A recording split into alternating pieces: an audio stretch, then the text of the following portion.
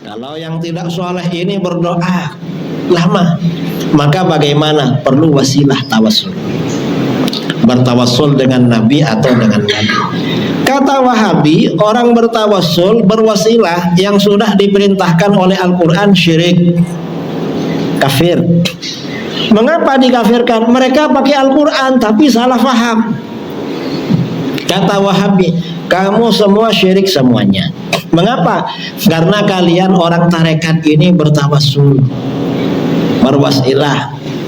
Mengapa syirik? Karena di dalam Al-Quran orang-orang musyrik pada zaman Nabi SAW ketika ditanya, hai orang musyrik, mengapa kamu menyembah patung-patung?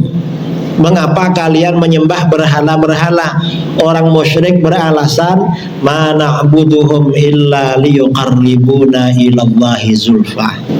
Kami tidak menyembah berhala-berhala itu melainkan agar berhala-berhala itu mendekatkan kami kepada Allah sedekat-dekatnya. Artinya apa? Orang musyrik menyembah berhala untuk mendekatkan diri pada Allah. Berarti sama dengan kalian. Orang musyrik kafir, kalian kafir juga.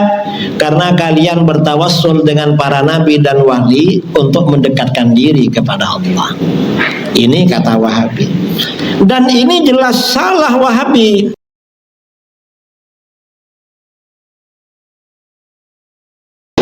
Merubah Al-Quran. Mengapa merubah? Orang musyrik itu memang menyembah kepada berhala. Makanya Al-Quran menggunakan diksi, menggunakan narasi, menggunakan redaksi, ma na'buduhum illa liyuqarribuna. Kami tidak beribadah, tidak menyembah kepada berhala, melainkan agar berhala itu mendekatkan kami kepada Allah. Artinya orang musyrik itu memang menyembah kepada berhala. Sedangkan orang beriman yang bertawassul dengan Nabi atau dengan wali itu tidak beribadah kepada Nabi, tidak beribadah kepada wali, ibadahnya kepada Allah. Cuma Nabi itu dijadikan sebagai wasilah perantara sesuai dengan perintah Al-Quran. Contohnya, contoh tawassul hadis ya, riwayat Imam An-Nasai, riwayat Imam At-Tirmidzi, riwayat Imam Ibnu Abi Syaibah, riwayat Imam Al-Baihaqi dan lain-lain dari Sayyidina Utsman bin Hunayf radhiyallahu an. Suatu ketika Rasulullah SAW mengajar di rumah salah seorang sahabat. Tiba-tiba datang seorang laki-laki tunanetra. Tunanetra itu gak bisa melihat. Lalu laki-laki ini berkata, ya Rasulullah, ud'ullaha ayyakshifa basari. Hai Rasulullah, doakan pada Allah agar Allah menyembuhkan aku dari buta. Mendengar permohonan laki-laki itu, Rasulullah memberikan opsi, memberikan pilihan. Kata Rasulullah, in syi'ta sabarta fahuwa khairun lak. Kalau kamu mau, kamu yang sabar aja. Biarkan tetap buta, itu lebih baik buat kamu. Karena kamu kalau buta gak bisa lihat maksiat. Kamu kalau buta itu ujian, kamu dapat pahala terus. Wa in syi'ta da'autu, tapi kalau kamu mau aku doakan. Ternyata kata laki-laki itu, fada'uhu ya Rasulullah, doakan aja Rasulullah. Biar kalau pergi ke masjid gak minta, gak nunggu orang yang antar, pergi sendiri. Ternyata apa? Ternyata Rasulullah mengajarkan orang itu cara berdoa. Kata Rasulullah, itil doa, kamu datang tempat wudu,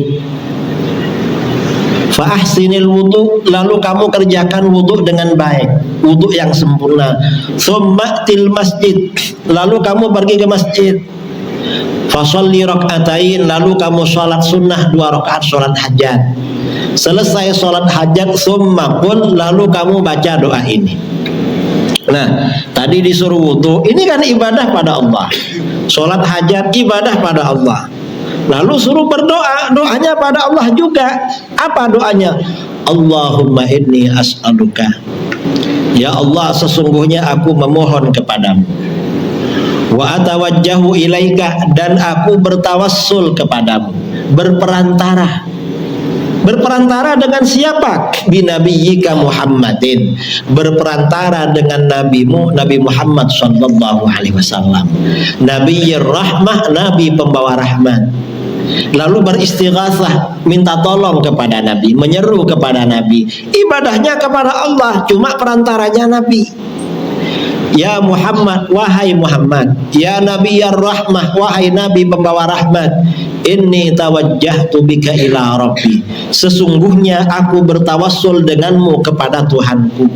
Aku berperantara denganmu kepada Tuhanku. Fi hajati hadhihi, mengenai hajatku ini, sembuh dari buta, litubdali, agar dikabulkan oleh Allah untukku. Allahumma fasyaffi'hu fiyya wa syaffi'ni fi nafsi. Ya Allah, terimalah pertolongan Nabi untuk diriku, dan terimalah permohonanku untuk diriku sendiri. Kemudian apa? Kata sahabat perawi hadis ini, laki-laki ini pergi ke tempat wudu, lalu berwudu dengan baik, habis itu ke masjid, sholat hajat 2 rakaat dengan khusyuk, habis itu baca doa tadi. Habis baca doa, laki-laki ini langsung datang ke tempat Nabi mengajar, sudah sembuh dari buta. Nah, ini artinya apa? Ini tawassul namanya. Dan hadisnya sahih, enggak dhaif. Semua ulama mengatakan hadis ini sahih. Cuman apa? Karena hadis ini sahih, ketika disampaikan, karena Wahabi ini hobinya mengkafirkan orang, enggak mau sama hadis ini. Hadis ini dirubah maknanya oleh mereka. Apa? Kata Wahabi, doa dalam hadis ini boleh dibaca ketika Nabi masih hidup. Terus sekarang Nabi sudah wafat, gak boleh lagi dibaca. Kenapa gak boleh? Karena syirik. Kita tanya sama Wahabi, yang bilang begitu siapa? Doa ini boleh dibaca ketika Nabi masih hidup. Siapa yang bilang begitu? Nabi apa kamu? Ternyata Nabi gak bilang begitu. Siapa yang bilang? Ya Wahabi. Nabi gak pernah. Seandainya doa ini gak boleh dibaca setelah Nabi wafat, pasti Nabi mengingatkan, awas yo, kalau saya sudah meninggal jangan dibaca lagi doa ini. Mengapa? Karena syirik. Ternyata enggak. Karenanya begitu Rasulullah wafat, doa ini diajarkan oleh sahabat kepada muridnya. Sahabat wafat, doa ini diajarkan oleh muridnya kepada muridnya, sampai kepada ulama-ulama kita. Doa ini dicatat di dalam kitab-kitab hadis. Para ulama mengatakan doa ini biasanya dibaca untuk kesembuhan dari sakit keras.